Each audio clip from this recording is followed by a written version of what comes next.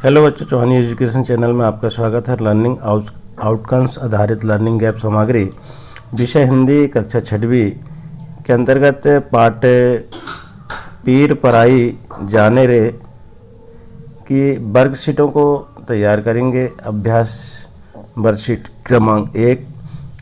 इससे पूर्व आपके द्वारा अगर चैनल को सब्सक्राइब नहीं किया गया है तो चैनल को सब्सक्राइब कर लें और बेल आइकन को प्रेस कर लें, जिससे कि वीडियो की नोटिफिकेशन आपको प्राप्त होती रहेगी। एवं वीडियो को लाइक एवं शेयर जरूर करें। बच्चों, हम देखेंगे पीर पढ़ाई जाने रे लर्निंग आउटकम्स H 504 विविध प्रकार की सामग्री अखबार, बाल साहित्य, पोस्टर आदि में आए संवेदनशील बिंदुओं पर मौखिक लिखित अभिव्यक्त करते हैं। लर्निंग आउटकम्स 516 में पाठ्य पुस्तक और उससे इतर सामग्री में आए संवेदनशील बिंदुओं पर लिखित ब्रेल लिपि में अभिव्यक्ति करते हैं। यहाँ पर हम अभ्यास 1 को देखेंगे, तो जिसमें 7 वर्ष पूर्व सेठ जी का बेटा मेले में खो गया था। वृद्धा की गोदी में पड़े बालक की जांच पर लाल रंग का चिन्ह पहचान कर सेठ जी चिल्ला उठे, यह बच्चा तो अपना मोहन ही है। इसके साथ ही तुरंत वृद्धा से बालक मोहन को छीन करके सेठ जी ने अपने कलेजे से लगा लिया। बालक का शरीर ज्वर से तप रहा था। हालत को गंभीर समझकर तुरंत नौकर से कहा, जाओ तुरंत डॉक्टर को ले आओ। वे बालक को लेकर अंदर चले गए। बाहर वृद्धा चिल्ला रही थी, मेरे बच्चे को मुझे वापस कर दो, वह मेरे दिल का टुकड़ा है, उसे मत छीनो। सेठ जी अपना अधिकार जताते हुए बोले, यह बच्चा मेरा है, इसे कुछ नहीं होने दूंगा। वृद्धा ने जोर से ठाका लगाया, अब यह तुम्हारा बच्चा है, इसलिए इसे प्राण देकर भी बचाओ। दूसरे के बच्चे की जान नहीं होती, यह कहाँ की मान्यता है। सेठ जी की दशा अजीब थी। वे जैसे निरुत्तर हो गए, उनके अंदर का अहंकार धू धू कर जल रहा था। तो इसी के अंतर्गत देखेंगे हम पहला नंबर का जो प्रश्न है, उपयुक्त गद्यांश का उचित शीर्षक लिखिए। तो उचित शीर्षक क्या है? ईदगाह। फिर दूसरा है, वृद्धा सेठ जी के किस व्यवहार पर व्यंग से हंस पड़ी थी? उत्तर लिख देंगे यहाँ पर, दूसरे के बच्चों की जान नहीं होती, यह कहाँ की मान्यता है, इस व्यवहार पर वृद्धा हंस पड़ी थी। फिर इसके बाद तीसरा प्रश्न है, क्या सेठ जी का व्यवहार मानवता के अनुरूप था? उत्तर था नहीं, क्योंकि सेठ जी का बेटा भी खो गया था, वह अपने बेटे को पाने की इच्छा रखता था। इसके बाद प्रश्न 4 है, इस गद्यांश की कौन सी पंक्ति वृद्धा की संवेदना को व्यक्त करती है? तो यह, अब यह तुम्हारा बच्चा है, इसलिए इसे प्राण देकर भी बचाओगे। दूसरे के बच्चे की जान नहीं होती, यह कहाँ की मान्यता है, इससे संवेदना व्यक्त हुई।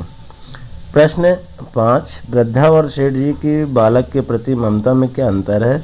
तो वृद्धा की बालक के प्रति ममता स्नेह भरी है एवं सेठ जी की बालक के प्रति ममता भी स्नेह भरी थी, अतः दोनों की ममता समान है। इसके बाद देखेंगे बच्चों हम अभ्यास 2 में, तो इसमें जो है, इन परिस्थितियों में आप क्या करेंगे लिखिए। कौन सी परिस्थिति?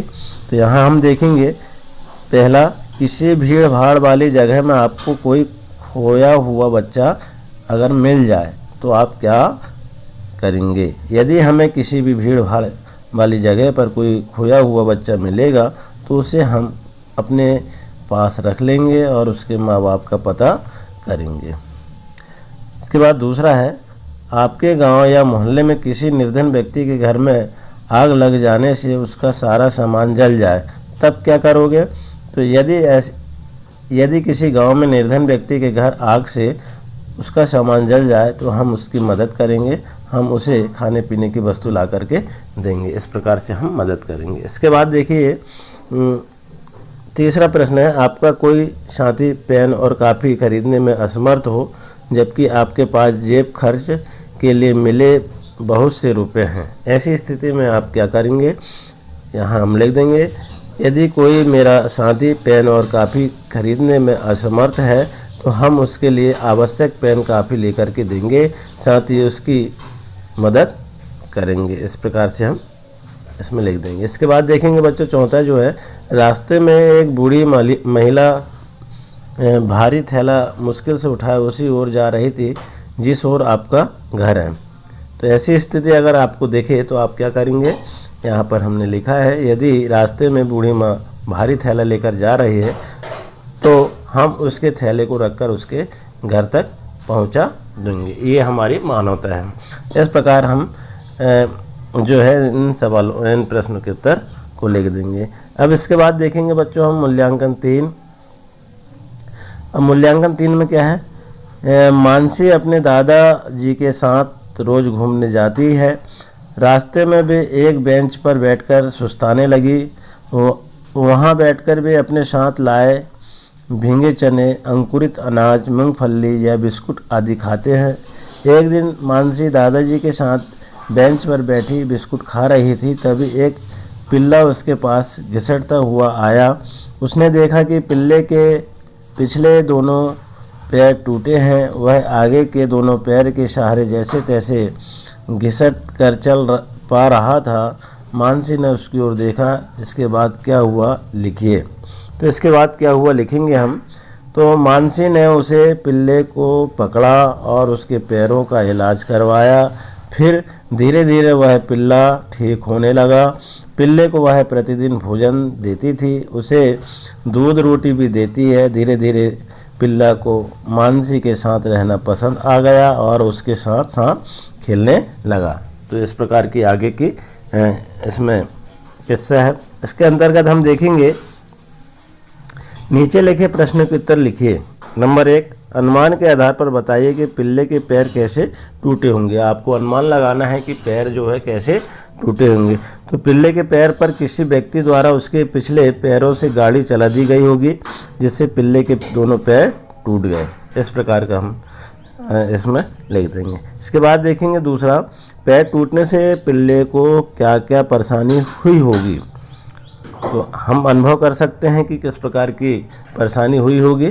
तो पैर टूटने से पिल्ले को चलने दौड़ने में परेशानी हो रही होगी एवं उसे खाने पीने एवं उठने बैठने में भी परेशानी हो रही होगी। इसके बाद देखेंगे बच्चों हम अभ्यास 2, श्री नरसिंह मेहता का भजन वैष्णव जन तो तेने कहिए, पुस्तकालय या इंटरनेट से खोज करके लिखिए। तो इस भजन को हमको लिखना है। तो यहाँ भजन को हम लिख देंगे, वैष्णव जन तो तेने कहिए, जे पीर पराई जाने रे, पर दुखे उपकार करे तोए मन अभिमान ओढ़े रे।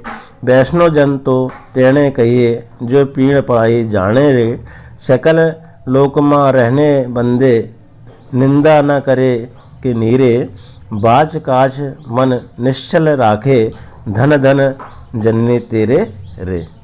इस प्रकार से हमने जो है वैष्णव जन तो तेने कहिए की कविता को, भजन को सुनाया और इसके वर्कशीट को तैयार किया। आशा है बच्चों आपको ये सारे वर्कशीट से संबंधित वीडियो पसंद आया होगा। आगे भी इसी तरह आने वाले सभी वर्कशीटों को हल कराया जाएगा, इसलिए वीडियो में बने रहे। धन्यवाद।